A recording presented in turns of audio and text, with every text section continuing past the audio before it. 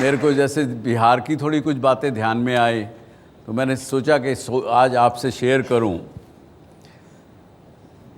ये तो आपको पता है, लेकिन यहाँ पे मैं एक चीज़ कहना चाहूँगा। लिटरेसी रेट बिहार में 61.8% है, मेल 71.2%, फीमेल 51.5%।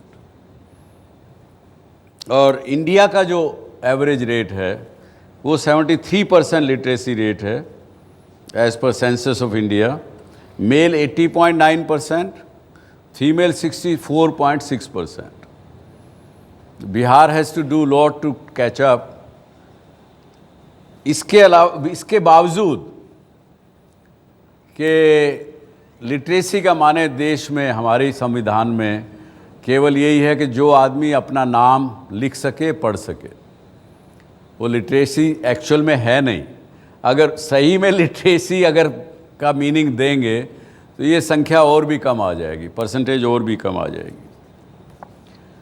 एक विडंबना और देखिए, ये बात इसलिए कह रहा हूँ, जब हमने प्रश्न आज किया कि we have learned hard way, इस कार्यक्रम के माध्यम से मैं ये बिहार के लोग, बिहार में हूँ तो बिहार की बात कुछ ना कुछ करना चाहिए, ऐसा मैं अपना फ़र्ज़ मानता हूँ।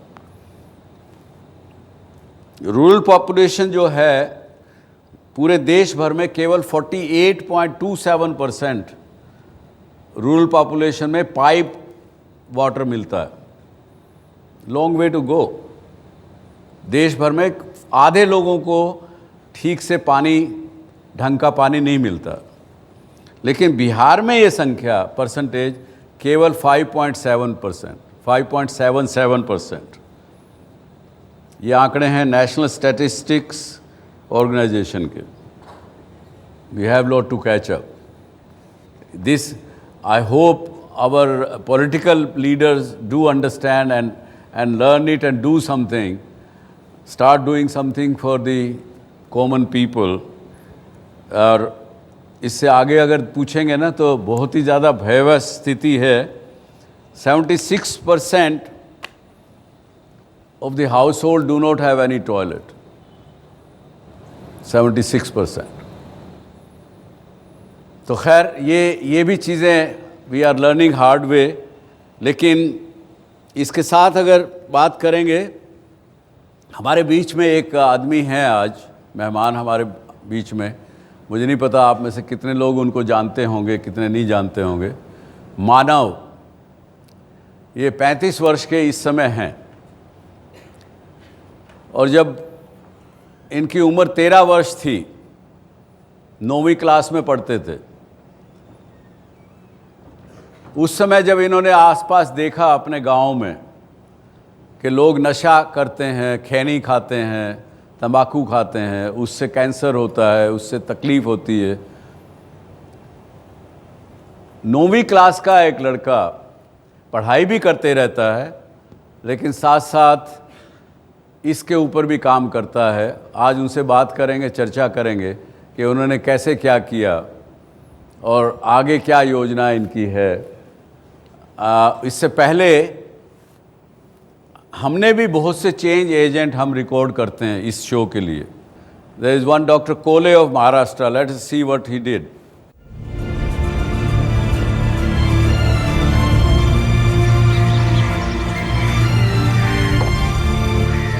महाराष्ट्र के मेलघाट जिले के बेरागढ़ गांव में इस छोटी सी कुटिया को देख शायद ही आप यकीन कर पाएं कि इसमें इस जिले के सबसे नामी डॉक्टर रहते हैं।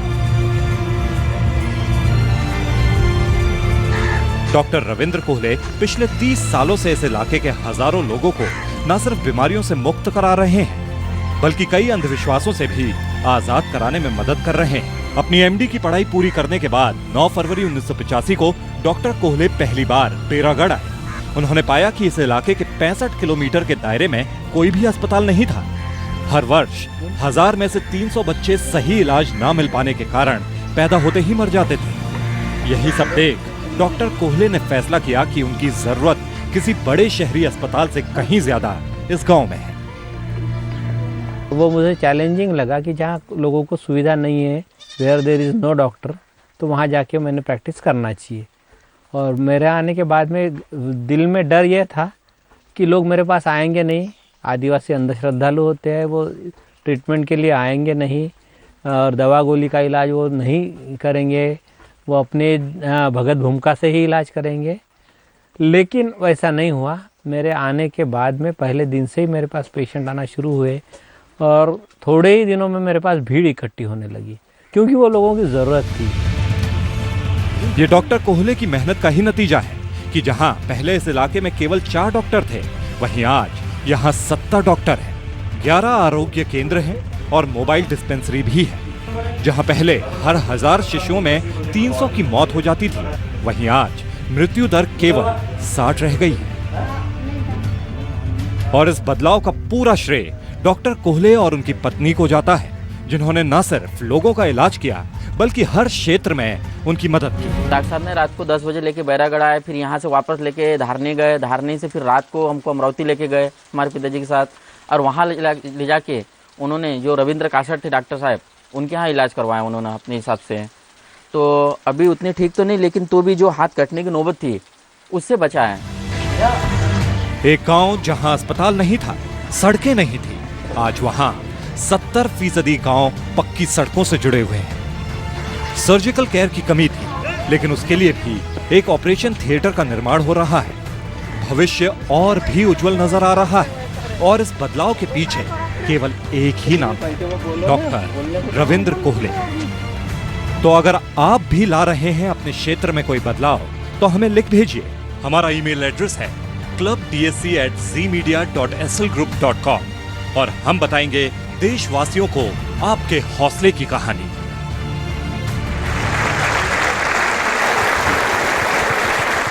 जो भी चेंज मेकर हैं इस देश में, क्या है, 2 तरह के लोग हैं, चेंज सीकर्स और चेंज मेकर्स।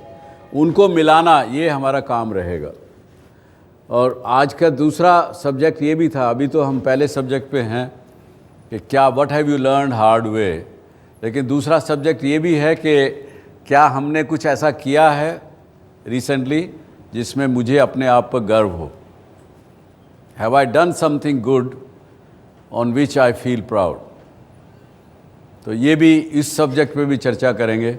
अभी मैं बुलाता हूँ मानव को आपके सामने। मानव आइए। उनका पूरा नाम है आशुतोष मानव, लेकिन अपने आप को मानव कहते हैं। और आप सभी लोग को भी नमस्ते, सभी को प्रणाम। इनके पोशाक देख रहे हैं आप, ये पिछले 20-25 साल से यही पोशाक पहनते हैं। मतलब ये नहीं, यही कपड़े, बस इसी कलर का। ऊपर का रेड माने क्रांति और नीचे का वाइट यानी शांति। Thank you very much. तो आपने जब आप 9वीं क्लास में थे, आपने जब देखा लोगों को नशा खासकर तंबाकू का करते हुए, उससे आपने एक मानव सेवा संघ का निर्माण किया, जिसको आप एनजीओ भी रजिस्टर नहीं कराए, क्योंकि आप अपने और आसपास के लोगों की सहायता से ही उसका काम कर रहे हैं। और इनके पूरे इलाके में इन्होंने बहुत लोगों को तंबाकू खाना और नशा वगैरह करना छोड़ा। आप बताइए, आप क्या संदेश देना चाहेंगे हमारे इन सब लोगों को और जो दर्शक घर बैठे हुए देख रहे हैं उनको?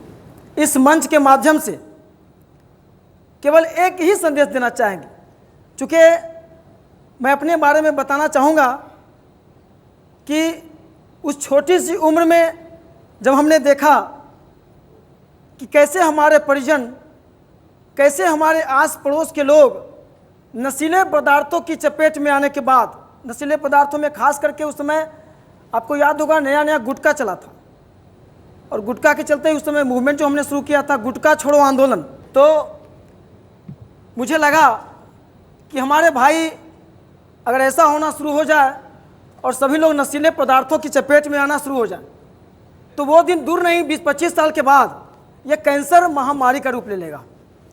और हम लोग पशु से अलग हैं। पशु भी बाल बच्चा पैदा करते हैं, उसकी देखभाल करते हैं, आप लोग सभी जानते हैं, बहुत बढ़िया से देखभाल करते हैं, बहुत सारा काम करते हैं। लेकिन हमें, यानी हम सभी मानव को अगर पशु से अलग किया गया है, तो जो चीज़ उनके पास नहीं है वो चीज़ हमारे पास जो है वो है विवेक।